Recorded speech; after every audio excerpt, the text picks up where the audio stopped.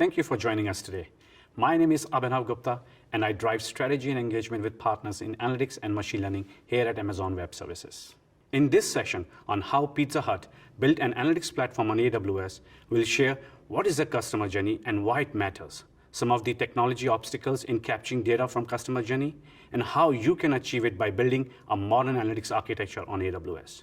We'll have one of our customers from Singapore joining me today to share their data journey on AWS and outcomes they're delivering to their business stakeholders and customers. And finally, I'll share how you can start building a modern data platform on AWS to drive innovation and outcomes for your customers. To begin with, let's ask ourselves, what do all these companies have in common? I would say besides being successful enterprises, all of these companies are using data to drive decisions, like when to offer new product offerings, how to introduce new revenue streams, when to automate manual processes, and how to earn customer trust. In other words, they have figured out how to put their data to work, and all of these decisions can fuel innovation and drive your business forward. For example, FINRA is able to catch fraudsters more effectively by processing exabytes of data on AWS. NTT Docomo migrated its data warehouse to Amazon Redshift in 2014 and is being used as the center for their analytics environment. It's 10 times faster than what they had on their on-premise environment.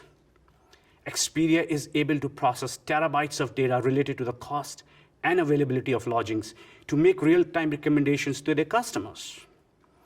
Bristol Myers Squibb uses analytics to discover, develop, and deliver innovative medicines that help patients prevail. And finally, Amazon.com uses AWS Analytics Platform to process over 50 petabytes of data that is consumed by over 3,300 teams. Data is at the core of how these companies are using it to run their business, and has been a key enabler in bringing innovation and outcomes for your customers. Since we are talking about customer, I thought I'll share something that is at the core of AWS and broader Amazon. Right from the beginning, we've had 3 big ideas at Amazon that we've stuck with them for over 20 years. And they are the reason we are successful. Put the customer first, invent, and be patient. As Jeff Bezos says, customers are always beautifully dissatisfied, even when they're happy or when they don't know it. They actually want a better way. It's just they don't know yet what that should be. So customer obsession is not just about listening to customers. It's also inventing on their behalf. So you have to be an inventor or pioneer on their behalf. And this is a long-term thing, which means you have to be patient to see results of all the work you're doing on behalf of your customers in 2 years or 3 years down the road. So let me take you through what do I mean by customer and customer journey and why it should matter to you as an organization. Customers' expectations are continuously changing, especially when we look at millennials or Gen Z. They're looking for products they're much more emotionally connected to. They're looking for experiences which are environmental friendly. Our culture and the explosion of technology advancements continues to normalize increasingly high levels of service. For instance, over 60% of consumers now check the returns policy before they purchase. Interestingly, it is the emergence of the post-purchase experience that has accelerated and expanded the complexity of customer journeys. 36% of consumers will go somewhere else if they have had a bad post-purchase experience. 20% never come back, and 40% of millennials will go public with the experience. In fact, even when a brand is loved by a consumer, 59% will walk away after a few bad experiences, and 17% will walk away from a brand they love after only one bad experience. A recent Harvard Business Review survey of a massive 46,000 shoppers found that only 7% shop exclusively online. 20% were store-only shoppers, while 73% moved across multiple channels. All of this means the customers, especially retailers or consumer goods companies, are no longer solving for channels. The customer is the channel. And engagement means from demand to delivery. And when you look at customer journeys, there is no sad path. They stop, start, retrace their steps, and can last for extended periods of time. One experience no longer leads to another the way it once did. Rather, it's one good experience earns another. And in fact, we as organizations can't afford to view journeys from a distance and then react to the choices made by consumers. We need to proactively guide a consumer's choice to ensure their path continues forward with you as your customer and with your brand. In other words, customer journeys must be led. And I'll share later in terms of technology and platform you are required to achieve this. If we look around us, customers' brand story is constantly being told and opinions are constantly being formed. Brand perception value is going up and down every second of every day. Loyalty is earned or lost with each engagement. So for a brand and store differentiation to have the maximum impact, customer's journey must be executed well. And the point I'm trying to make here is that journeys are not linear. If you look at this slide, it shows major points of engagement before, during, and after the purchase in a customer's journey. We have identified a few of the moments of choice or moments of truth, which make many of the points made so far even more real. Zero moment of truth. It's where consumers get to know your brands through personalized marketing campaign on social media or personalized ad. First moment of truth, when customers really buys your product. Second moment of truth, when they use your product. And finally, when they interact with you either by returning your purchase or speaking with someone in your call center. That is the third moment of truth. It only requires focus on a few moments of choice or moments of truth to highlight the frustration on the part of many customers and the challenge faced by many organizations. 63% of consumers expect personalization as standard, and 74% are frustrated when it's not offered. 61% of consumers are somewhat likely to cancel their purchase if free shipping option isn't offered. More than 3/4 of shoppers expect regular communication about their orders. 88% of consumers and customers would limit or stop shopping within a merchant that took too long to credit the refund.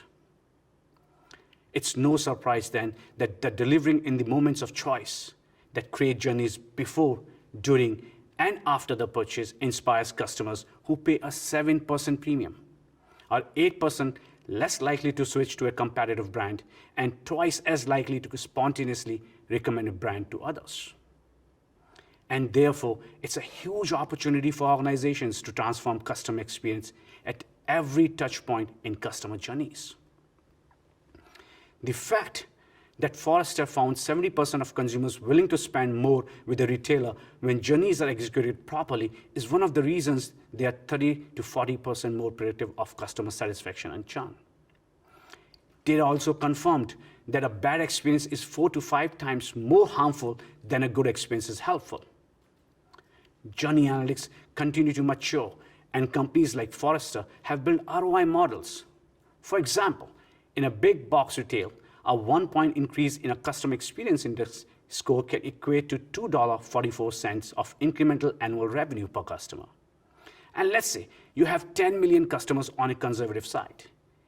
We are talking roughly $24.4 million in incremental revenue from only a 1-point gain. So the question is, if it is so lucrative, why aren't organizations capturing customer journeys? One of the main reasons is the technology landscape most of the companies have. Simply engaging in customer journeys requires existing systems to be interconnected and built on an agile architecture, so it is able to quickly adapt to change. 70% of CXOs report that technical debt is severely limiting their ability to innovate, while 69% says that it makes them less responsive to change in the market. The maintenance of legacy systems is paralyzing IT budgets. Organizations have been pursuing a single view of the customer to have a common understanding of engagement across channels. However, prior approaches of deploying monolithic platforms proved too costly and time-consuming. The strategy has also suffered from a lack of real-time data availability and incomplete views. For example, the average retailer has customer data in over 16 systems, and 51% of them report they are unable to connect data between multiple systems. Statistics shows that CXOs now rate AI/ML as the #1 game changer. However, those same CXOs only rank AI/ML number 8 in terms of spending priority. Most aren't sure where to begin. And to illustrate this, let's take a look at this diagram. The challenge is that traditional analytics approach do not scale, and it doesn't provide insights that companies need to drive innovation. So if you look at it, over a period of time, customers have accumulated a lot of data, terabytes, or in some cases, even petabytes of data sitting in an on-prem databases or maybe behind an ERP or CRM systems. You collected that data, did an ETL job, and ingested that data into a data warehouse, whether it's a Teradata, SQL Server, or an Oracle data warehouse.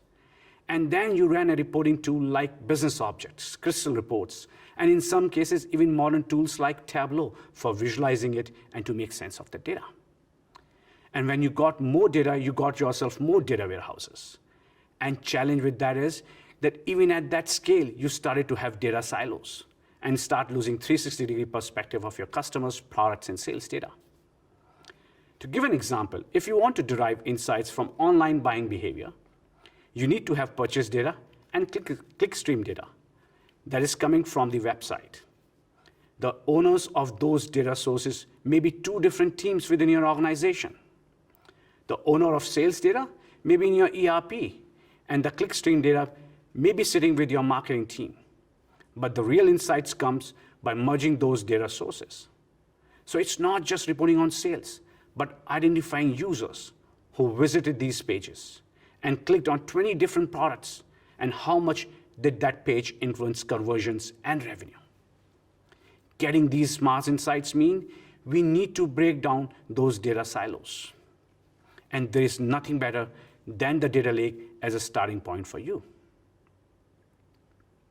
Because with a data lake, customers can take all their structured and unstructured data and using the open data format of their choice, like ORC and Parquet, from various silos and aggregate all of that data in one location to do analytics and machine learning directly on top of that data. At other times, same customers can store data in purpose-built data stores, like a data warehouse, to get quick results for complex queries on structured data, or in a search service to quickly search and analyze log data to monitor the health of production systems. As we see more and more customers using both data lakes and these purpose-built data stores, they often need to also move data between these systems. To achieve this, they're building a modern data architecture that allows them to rapidly build a scalable data lake, using a broad and deep collection of purpose-built data services that provide the performance required for use cases like interactive dashboards and log analytics, enabling themselves to easily move data between the data lake and data services, setting up governance and compliance in a unified way to secure, monitor, and manage access to their data, choosing cloud services that give them low costs without compromising performance or scale. We call this modern cloud-based analytics architecture the lakehouse architecture. It's just not about integrating your data lake and your data warehouse, but it's about your connecting your data lake, your warehouse, and all other purpose-built data services into a coherent whole. So let's take a quick view on what our lakehouse architecture looks like on AWS. It starts with Amazon S3. Customers have been building data lakes on S3 longer than any other cloud provider, and using Athena, an interactive query service, to analyze all their data. In addition to the data lake, customers use a combination of our purpose-built databases and analytics services, like EMR, Amazon Elasticsearch, and Redshift, to ensure they're using the right tool for the job to get the high performance and scale at the lowest possible cost. To move their data between these systems, they use AWS Glue, our serverless data integration services. And finally, they use AWS Lake Formation to manage the security and governance of all their data, regardless of whether it sits in the data lake or in purpose-built data stores.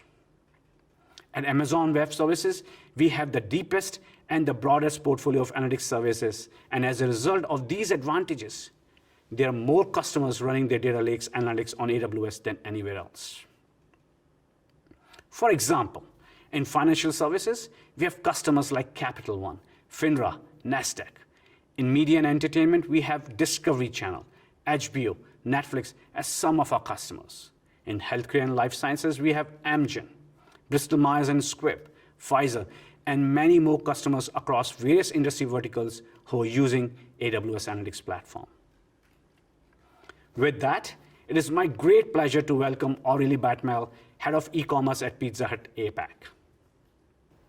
Hi, thank you Abhinav for inviting me to this webinar and share our Pizza Hut data journey.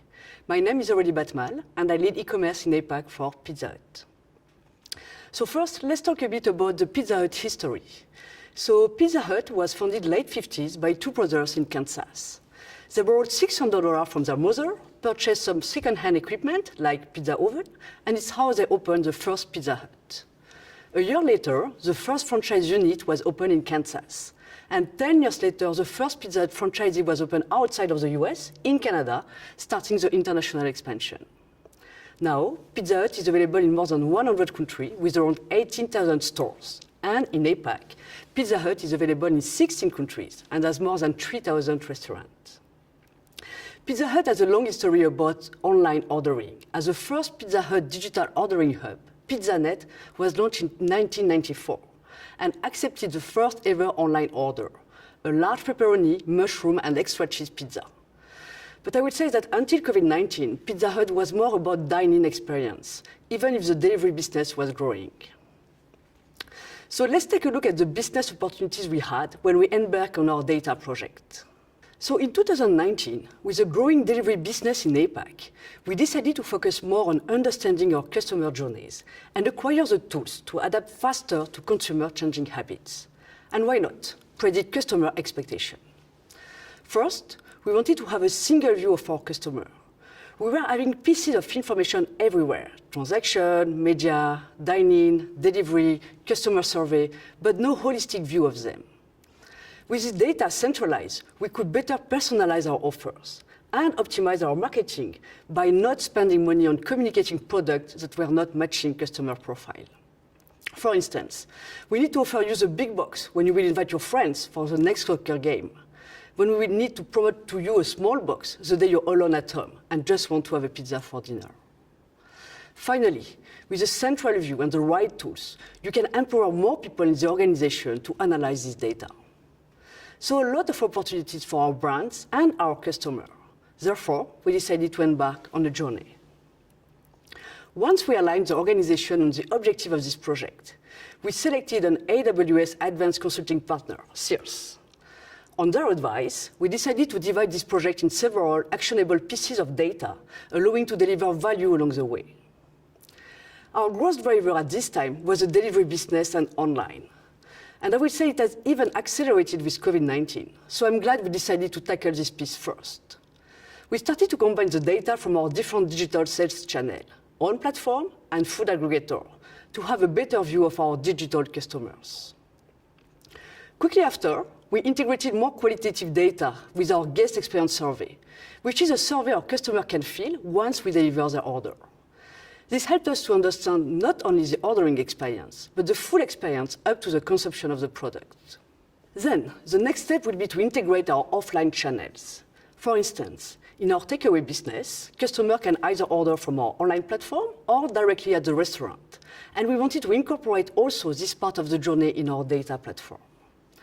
Finally, we wanted to integrate with our loyalty program and media platforms to not only focus on the purchase and product consumption, but start from our brand campaigns and communication.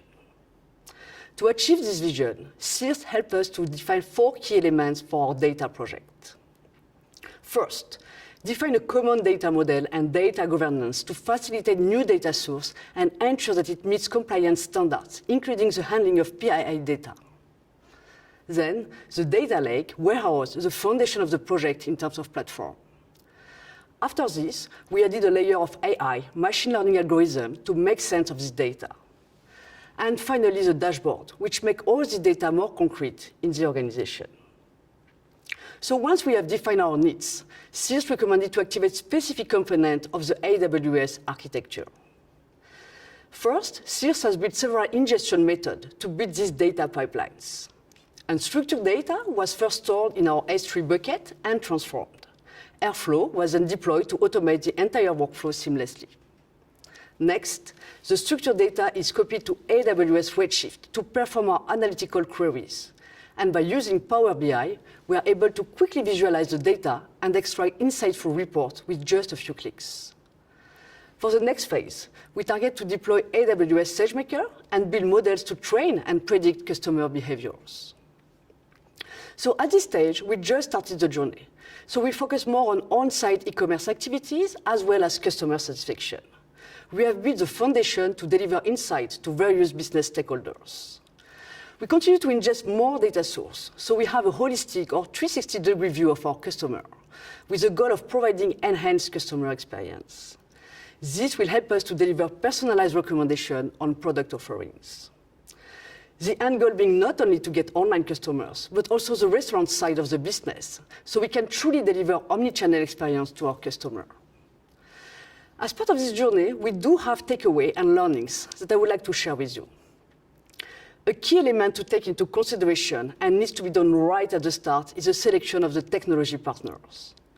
In terms of hardware, software, like AWS, but also the partners that will help you to translate your data needs in the right architecture and data structures that will help you to grow your business. And we have been lucky at Pizza Hut to find a partner like SEERS, who has at the same time a deep understanding of AWS tools, but also could understand our business needs and translate it. SEERS has dedicated data engineering and data science teams who will be able to build scalable solutions and help us go through our data journey. They constantly focus on understanding our goals and data challenges throughout the duration of the work. And in terms of hardware and software, with the AWS toolset available, it allows us to ensure that the architecture supports future growth and upgrades. Then, to be successful, a data project needs to be a cross-functional project, an enterprise project where the leadership team should be involved right from the beginning and sponsor it. A data project cannot be bottom-up. It needs to start from the top as a strategic pillar of the organization. Then, it's really a journey. It will be too lengthy to execute the final objective at once, and data points can evolve. So it should be a long-term strategy that is divided in different milestones and outcomes. This will help you to deliver incremental value to your stakeholders. Finally, data visualization and dashboard as a key element which will make this data project concrete for many people. Therefore, it's important to understand reporting and dashboard requirements and provide a tool that simplifies the life of the different stakeholders to gain insight from the data. So this was our data journey so far, and we are looking forward to embark on the next phase with AWS to position Pizza Hut at the forefront of delivering superior customer experience. Thank you, Aurelie, for sharing Pizza Hut journey and how you are leveraging AWS Analytics platform to drive business outcomes. So how do we build momentum to drive analytics initiatives similar to what Pizza Hut did? It is by building a modern data platform. The amount of data available to us is exploding and continues to grow at an exponential rate. So the first step is to move and store your data in the cloud. And customers, for the first time, no longer have to worry about throwing away data they may need in the future. They can store everything they need cost-effectively in the cloud. The next step is to use purpose-built analytics and focus on innovation rather than the undifferentiated heavy lifting of managing hardware and software installation, configuration, patching, and backups. Customers can start building what we call our purpose-built data lake architectures, which includes modernizing your data warehouse. Modern data warehouse allows customers to query and analyze all their data in one place without dealing with the unnecessary data movement and silos, and perform any type of analysis on their data on an as-needed basis. This also allows customers to build data-driven apps, as you no longer have to worry about what were previously significant business blockers, such as global distributions and scale and performance. Companies like Airbnb, Snap, Lyft, and many more needed to ensure early on that their infrastructure would scale globally without any performance bottlenecks to account for the future growth of their users. Once organizations start to build data-driven apps and data warehouse running in the cloud, it frees up additional time and resources for organizations to look at new ways to innovate and provide their customers with differentiated products and services by using technologies like machine learning and AI. Once organizations figure out how to effectively use these technologies to get more value from their data, they're able to come out with new products, create new business models, and find new customer segments. And this will create a spiral effect and build what we call the data flywheel. All of this, including the new apps, new data warehouse, new products and services, in turn create more data that can be stored and managed in the cloud, which will allow organizations to create newer capabilities and apps, get richer insights, and deliver more innovative products. And as a result, it'll start to build real and sustained momentum with your data flywheel.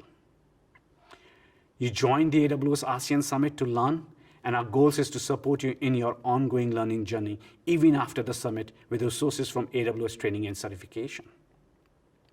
We offer many free and on-demand digital courses, as well as virtual instructor-led training. AWS experts will help you or your team learn to build and validate your data analytics skills. When you are ready, prepare for the AWS Certified Data Analytics Specialty Exam, which validates your skills and provides an industry-recognized credential.